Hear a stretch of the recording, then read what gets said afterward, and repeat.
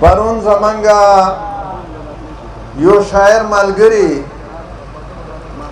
دلتا د خپلو خیالاتو اظهار د شعر په ژبه وکړو او په هغې باندې ځینې ملګرو موږ ته توجه راکړه چې دا زموږ تربیت نه دی،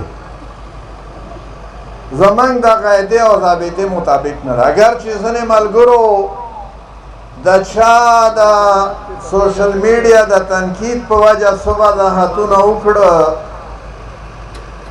هغه وضاحتونه هم داسې وو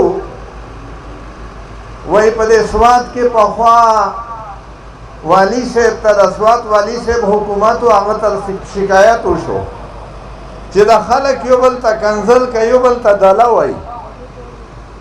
والی سے پابندی ولګوله چې که چا ته دا خبره وکړه 50 روپۍ جرم به وي. نو یو ملګري بل ته وایي یې خو ما سره 50 روپۍ نشته.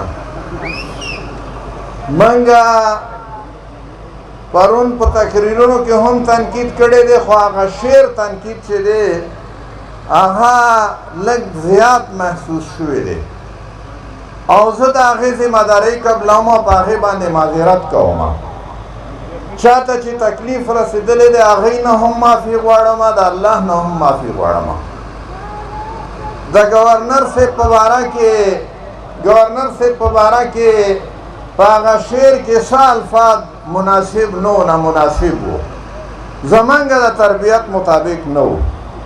نور په حکومت باندې او ګورنر صاحب باندې زمونږ تنقید په خپل ځای دی، خو د هغه الفاظو دپاره د جماعت اسلامي د خیبر پښتونخوا د امیر په حیثیت زه ذمهداري خپله ګڼم او په هغې معذرت هم کوم او په هغې د الله نه هم معافي غواړم، هر چاته چې تکلیف رسېدلی دی د هغې نه هم معافي غواړم.